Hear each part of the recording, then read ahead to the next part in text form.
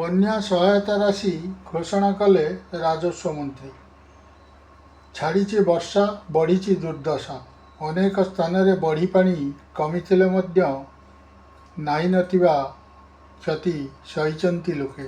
ଏହାରି ମଧ୍ୟରେ ବନ୍ୟା କ୍ଷୟକ୍ଷତି ସହାୟତା ରାଶି ଘୋଷଣା କରିଛନ୍ତି ରାଜସ୍ୱ ମନ୍ତ୍ରୀ ସୁରେଶ ପୂଜାରୀ।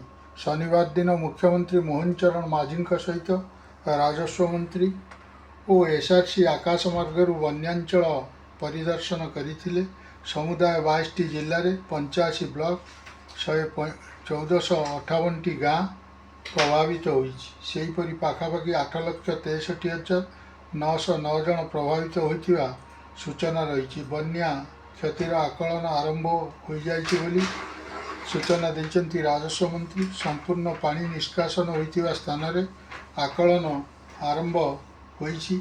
କୃଷି ଓ ରାଜସ୍ୱ ବିଭାଗର କର୍ମଚାରୀ କ୍ଷୟକ୍ଷତି ଆକଳନରେ ନିୟୋଜିତ ଅଛନ୍ତି। ସମ୍ପୂର୍ଣ୍ଣ ଘର ଭାଙ୍ଗିଥିଲେ 1,20,000 ଟଙ୍କା ପର୍ଯ୍ୟନ୍ତ ମିଳିବ। ଆଂଶିକ କଚ୍ଚା ଘର ଭାଙ୍ଗିଥିଲେ 4,000, କୁଡ଼ିଆ ଭାଙ୍ଗିଥିଲେ 8,000 ମିଳିବ। ଗୁହାଳ ଘର ଭାଙ୍ଗିଥିଲେ 3,000। ସେହିପରି ଜଳସେଚିତ ଜମିରେ ହେକ୍ଟର ପିଛା 17,000, ଫସଲ ହାନି ପାଇଁ ହେକ୍ଟର ପିଛା 8,500 ଟଙ୍କା ମିଳିବ ବୋଲି ରାଜସ୍ୱ ମନ୍ତ୍ରୀ ସୂଚନା ଦେଇଛନ୍ତି। ଅପରପକ୍ଷରେ ବନ୍ୟାଞ୍ଚଳରୁ 2,67,302 ଜଣଙ୍କୁ ସ୍ଥାନାନ୍ତର କରାଯାଇଛି। ସେହିପରି ଚଳିତ ବନ୍ୟାରେ 96 ଜଣଙ୍କୁ ସାପ କାମୁଡ଼ିଥିବା ବେଳେ ମୃତ୍ୟୁ ସଂଖ୍ୟା 0 ଥିଲା ବୋଲି କହିଛନ୍ତି ଜନସ୍ୱାସ୍ଥ୍ୟ ବିଭାଗର ଯୁଗ୍ମ ନିର୍ଦ୍ଦେଶକ ଡକ୍ଟର ବସନ୍ତ ପ୍ରଧାନ।